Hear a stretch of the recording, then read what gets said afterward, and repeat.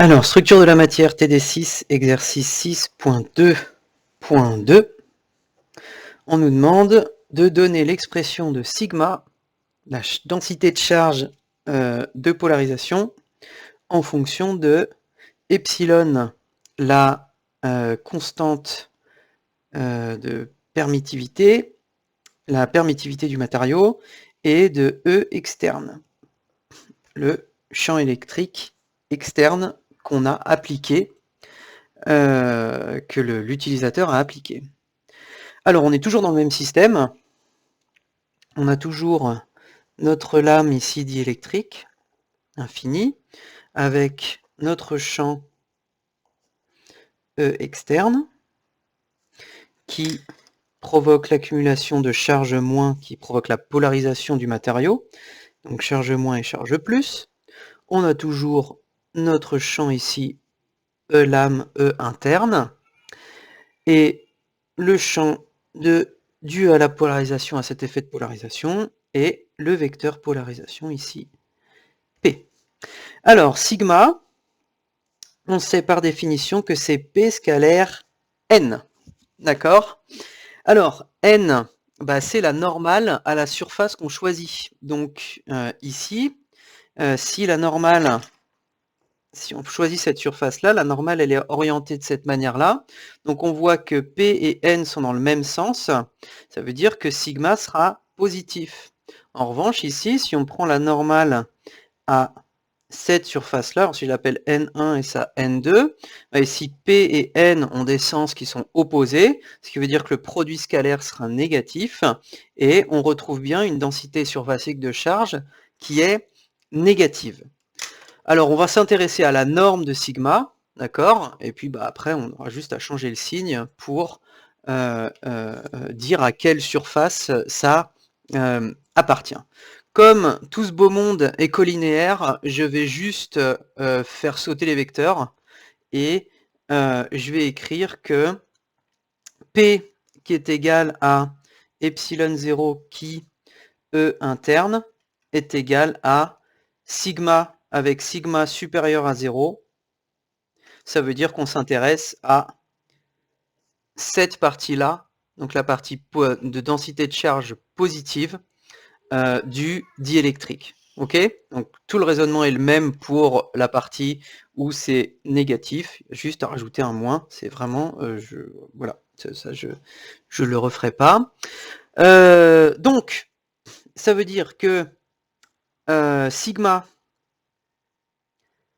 va être égal, on vient de le démontrer, à epsilon 0 qui multiplié par E externe sur 1 plus qui. Ça, c'est égal à epsilon r. Ça, c'est égal à 1 moins epsilon r, d'après les définitions des deux quantités.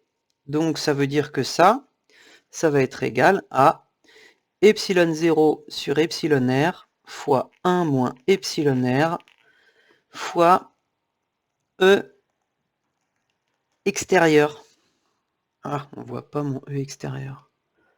Et voilà, fois E extérieur, ici. Ok. On nous le demande donc en fonction de epsilon et E extérieur. Bon, bah, faut faire apparaître epsilon ici. Alors, si on fait apparaître epsilon, donc ça va être sigma va être égal à...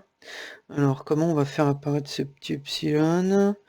On va garder bien sûr epsilon 0. Donc, ça va être epsilon 0 sur epsilon r. Si on multiplie par...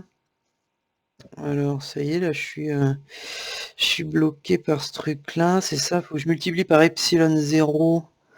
Là... epsilon 0 fois qui sur... Non, c'est epsilon r moins 1 ici, pas 1 moins epsilon r. Epsilon r moins 1, puisque epsilon r est égal à 1 plus qui. Donc ça fait epsilon r moins 1. Donc sigma est égal à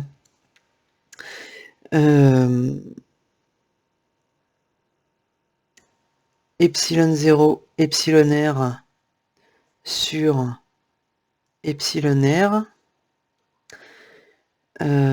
moins epsilon 0 sur epsilon r fois E extérieur. Oh, je vais quand même pas bloquer là-dessus. Ça donne epsilon, ouais, on va multiplier par epsilon 0 en haut et en bas. Ça donne epsilon 0 facteur de epsilon moins epsilon 0 sur epsilon. Voilà, on s'en est sorti finalement. E externe, et là, on a fini. Hop, donc on a la densité de charge surfacique en fonction de la propriété de permittivité du matériau et du champ appliqué par l'expérimentateur. Petit point sur la densité volumique de charge. La densité volumique de charge dans les diélectriques, c'est une quantité macroscopique, et donc quand on définit par exemple div de P qui est égal à moins ρ in, ben ça en fait c'est une quantité qui n'a de sens que lorsqu'on est moyenné. La polarisation, elle a